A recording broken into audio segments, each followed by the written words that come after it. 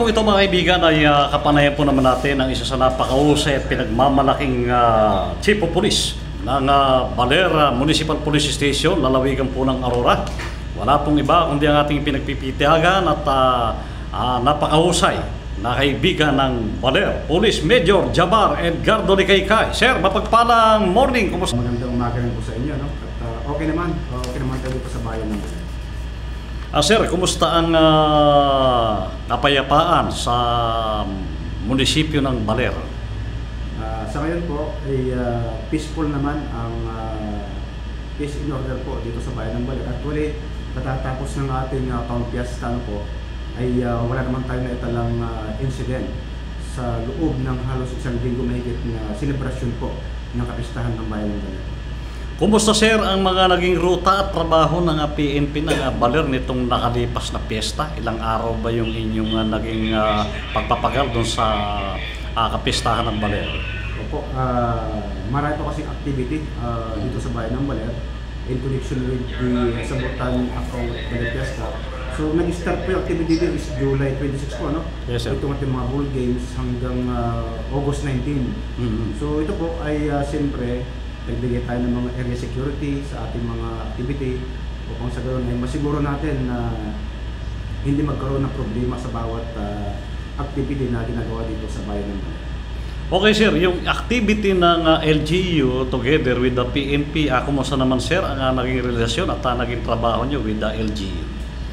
Maganda naman po, very close coordination kami sa NDR kasi sila ang aming kapatang sa pagpapanatili ng example sa traffic natin.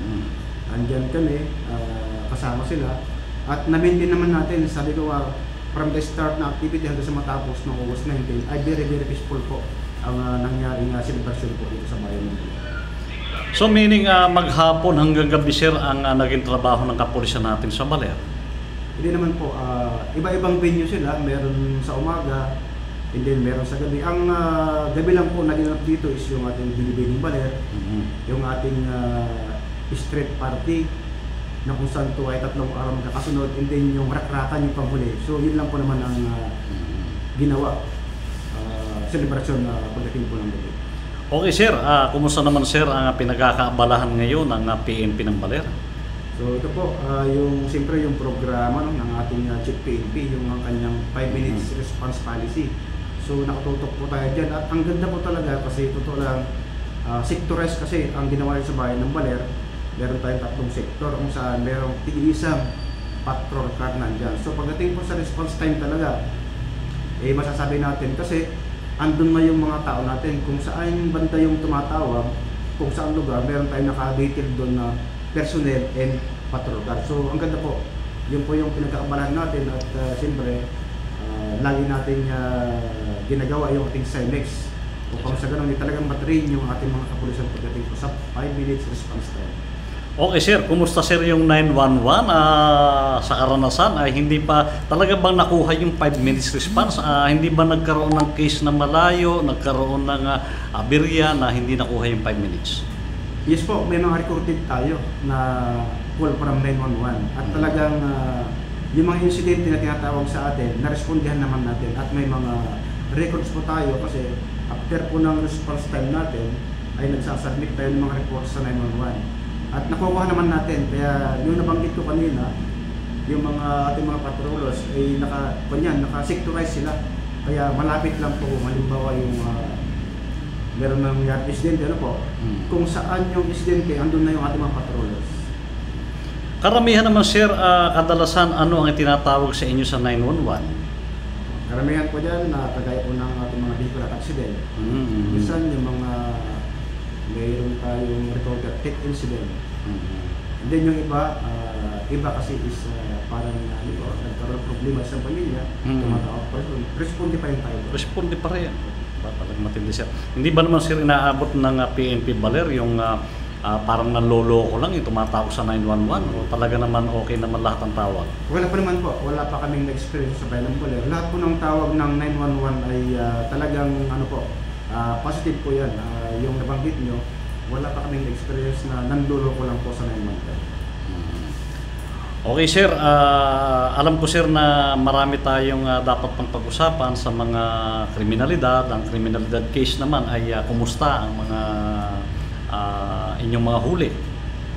Pagdating naman po sa accomplishment po natin, ano, illegal drugs po, yung accomplishment po tayo dyan, and then yung ating most wanted person and other wanted. So, lahat po dyan yung accomplishment po tayo dyan. Okay sir, sa pagdating sa droga sir, okay, malinis din sir, ano?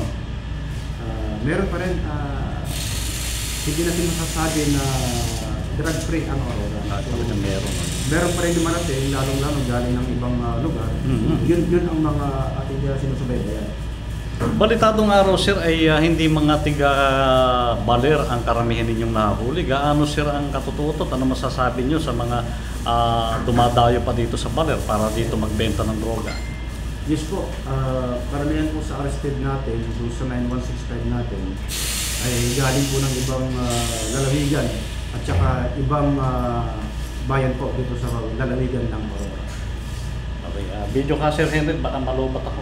Sige. Okay sir, alam ko sir na maikli ang oras natin, alam kong busy sa inyo, pero mayroong kahilingan itong ating mga manonood na okay daw ba sa inyo na maging regular ang inyong programa at pakikipanayam sa amin weekly or monthly o kung kailan kayo available ay pwede kayong makapanayam para sa ating mga kababayan na nag-aabang ng balita ng mga tiga-baler na nasa ibang lugar ngayon. Ayun po, walang problema po. Maganda po ngayon para malaman naman natin, kagaya natin mga kababayan dito sa bayan ng Baler, sa Manila, sa ibang lugar. Yes sir. Kahit pa paano, nalalaman nila kung ano yung tunay na nangyayari sa bayan ng Baler, sa pamamagitan po ninyo. Okay sir, makatulong na rin ako tayo dahil maraming gustong pumunta ng Baler at mag-tourist ay siyempre ang dapat nilang alamin ay ang police station sapagkat kayo ang makakatulong. I hope sir ay marami pa tayong pag-uusapan dyan sa mga gustong pumunta ng Baler at yung mga tourist spot. Sir, alam ko naman sir na busy kayo, baka meron naman akong hindi na itanong, nakarapat dapat namang malaman ng ating mga kababayan, ay nasa iyo sir ang pagkakataon ngayon. Opo. Sa ating pong mga kababayan po sa ibang lugar, no, kung ang Baler po ay isa sa tinatawag na tourist destination po dito sa lalawigan ng Aurora. So, ang masasabi ko po, peaceful po ang bayan ng Baler pagdating sa tourist destination. So, malayo kayo pumunta rito. At pag andito po kayo sa bayan ng Baler, talaga ibibigay namin yung seguridad na gagawin namin hanggang sa amin makakaya. Upang sa ganun ay pagdalo po ng Baler ay walang mangyaring hindi magandasal. Okay sir, maraming salamat. Inyo pong napanood at napakinggan ang napakahusay naman at pinagmamalaki nating Chief of Police ng Baler Municipal Police Station, lalawigan ng Aurora, Police Major Jabar Edgardo Licaicay. Magandang araw sir, salamat po kayo, mabuhay po kayo. Magandang araw ulit po.